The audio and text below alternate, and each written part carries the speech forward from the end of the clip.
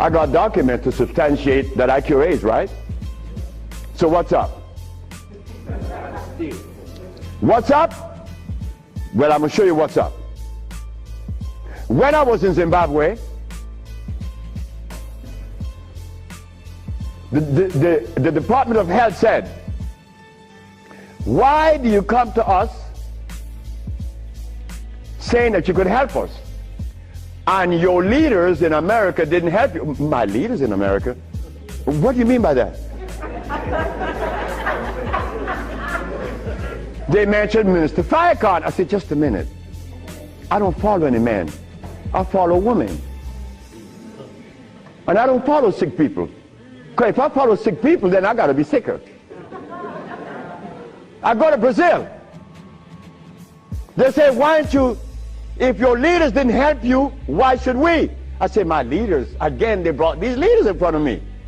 And they mentioned something like Al Sharpton and Jesse Jackson. I say, oh God. I say, why you all ask me about these people? I never knew of Jesse Jackson or Al Sharpton or Oprah Winfrey promoting something that is equitable and good for the black community.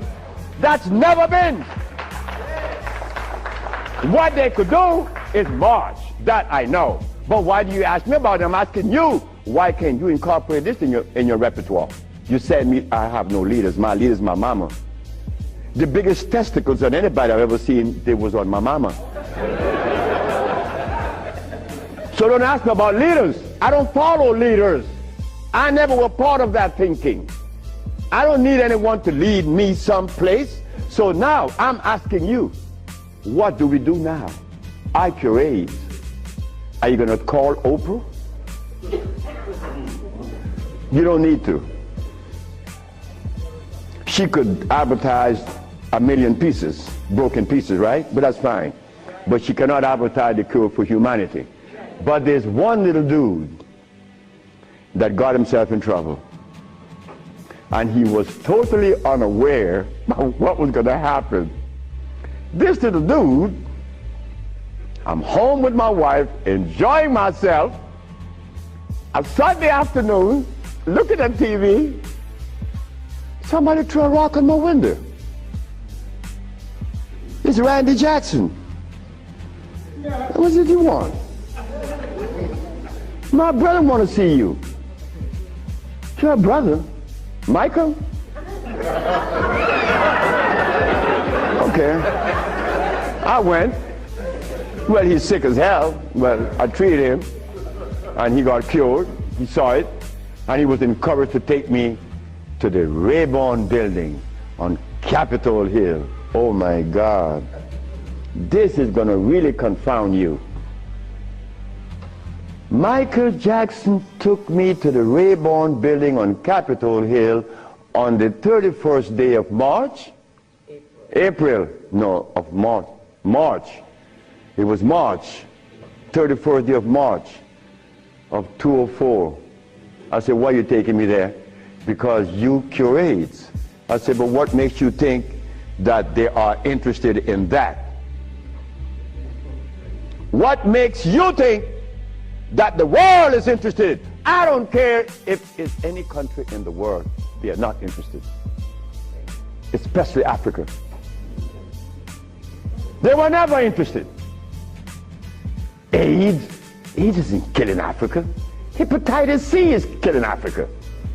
All of West Africa is red line for hepatitis C. What you talking about? But they're Muslims. So they have to eat the Muslim food, which is goats and lamb.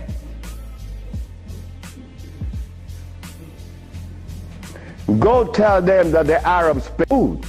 The Arabs played a trick on their brain. You cannot do that. Me,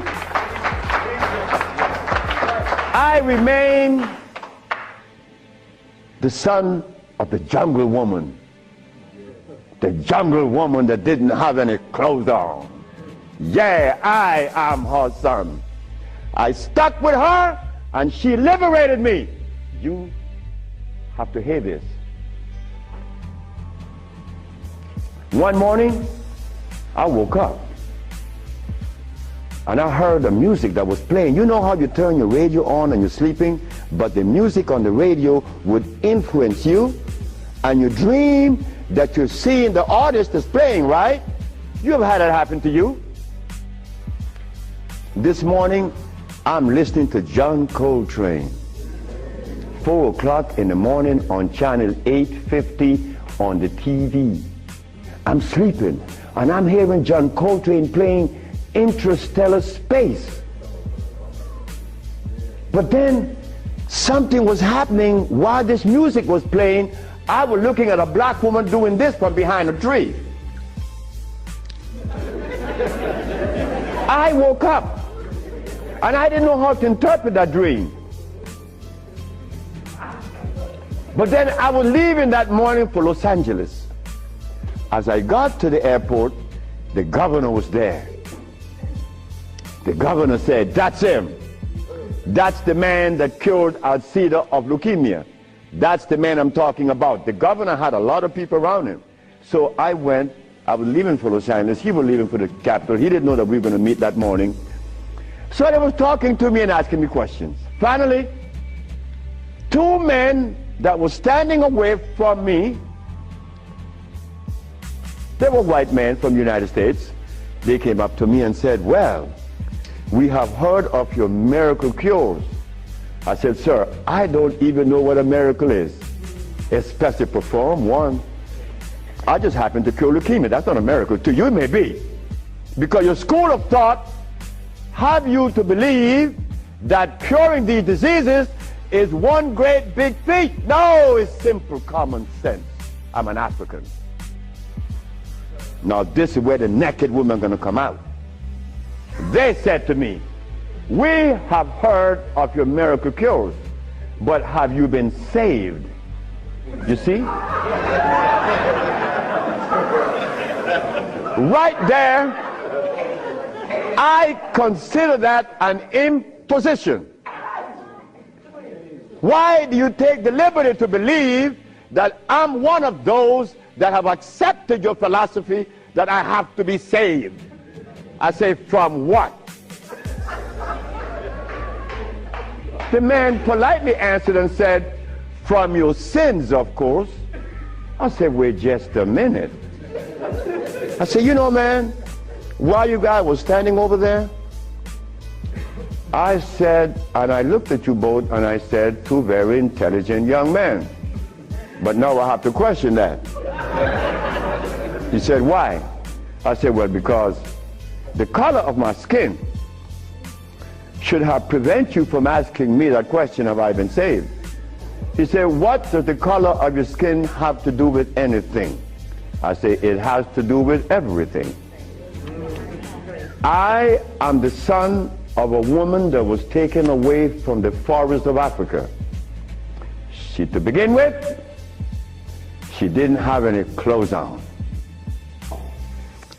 but she didn't have any alcohol, and she didn't have any prostitution, and she didn't have any supermarkets, and she didn't have a hospital, and she didn't need anything that God didn't make, and she didn't have any money. So all these things constitute sin. So my mother in the jungles was sinless. How did I become sinful?" You cut it out. You stop that.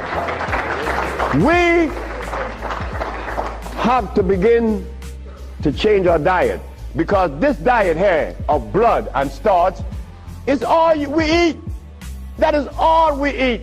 And then with this diet of blood and starch, which confounds the hormonal structure, we have the nerve to tell each other, "Brother, you were wrong."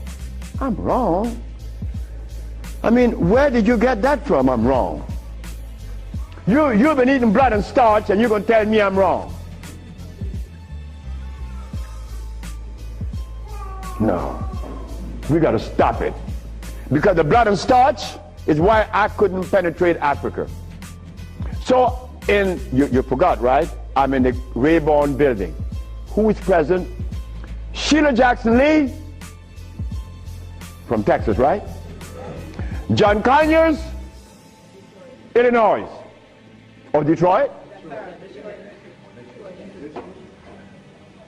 Jesse Jackson Jr. from the House of Appropriation, our most beloved President Bush. No, we have to give him credit. And no African government ever given me the privilege to practice herbology. Bush did.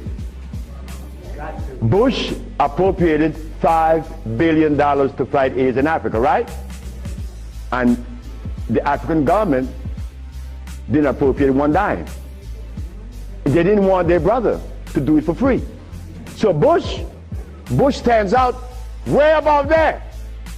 Bush gave $5 billion, and Jesse Jackson Jr. is there. So when I go to the podium and I say, fellas, y'all don't have to look for the cure of AIDS anymore, here it is. Jesse Jackson Jr. did this.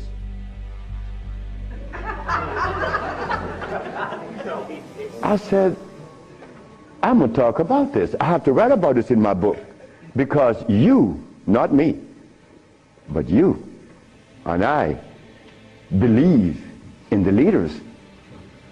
We hope that they could do something, right?